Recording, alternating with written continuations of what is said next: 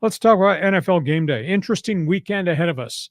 New York Jets, Aaron Rodgers coming off a dreadful loss. New York Jets, Minnesota on Sunday. Sam Darnold 4-0. They are running it. They're throwing it. And here's Aaron Rodgers, who you know is going to have to air it out. That's going to be a fascinating game. Next one, Buffalo. Buffalo, the ones that got their brains beat in their last game. Buffalo's got to go to Houston. How tough is that going to be?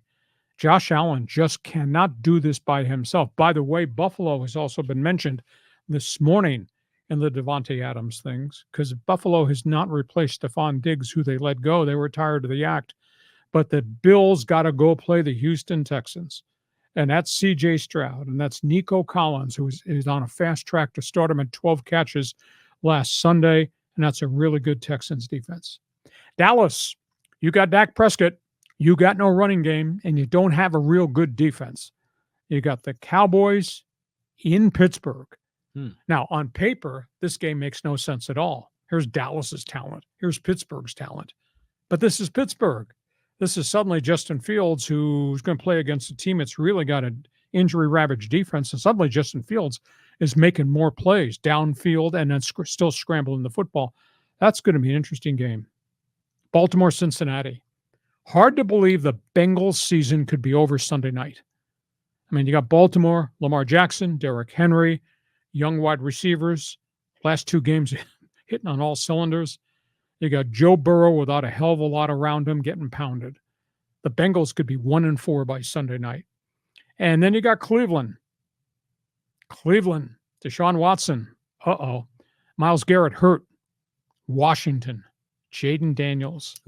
Quarterback rating, rookie quarterback rating 115 as of today.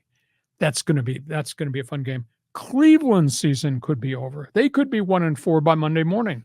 So those are marquee games on the schedule. Chargers, bye week. Chargers, burning question. Is Jim Harbaugh hindering the development of Justin Herbert by trying to run the ball? Now he's got an offensive line that's all busted up, and Herbert doesn't look like the same quarterback at all. And, of course, Herbert has his own injuries. By the way, this is a bye week for the Bolts. Herbert not practicing this bye week. Good. So, big issue there. So, Fans Forum is open. You want to talk about some of these marquee games on the schedule? I'm sure John Riley's got some opinions from left field that I'll disagree with, but go ahead. I think it's cool that Sam Darnold gets to go back to play against his old team, the Jets. So he's probably licking his chops. He's been performing really well. I know he was excited, when he made the team, and didn't they beat the 49ers recently? So that's good. The Cowboys are just hilarious how they're struggling. I'm all in on Pittsburgh on that. The last thing is that, we put the logos up on the screen. Why is the Cleveland Browns logo so darn boring? I mean, why don't they have like a real logo? It's just a helmet. That goes back to when they first joined the National Football League. They were in the All-American Football Conference before the merger. So in the 1950s, Paul Brown, legendary Ohio State coach, administrator, was hired as coach and general manager. He was stoic. He was conservative. Paul Brown, he'd wear the fedora, the suit, the long winter trench coat. That's who he was. So they devised the uniform, and the uniform was going to be orange and brown for Paul Brown. Orange helmet. Don't need logos or anything. They had a secondary logo. It's a picture, and you go on the internet, you can find it now because I've kind of brought it back. Actually, it's painted on the 50-yard line. It's a picture of a brownie holding a football like that, but it was never utilized on the helmet. And Paul Brown didn't want any of that. Paul Brown was X's and O's, black and white. This is the way life is and football is, and that's why it's an orange helmet. Well, it's like what's the word? Like a fairy or something, because it almost looks like the Billikens from St. Louis, where it's just almost like a little troll character.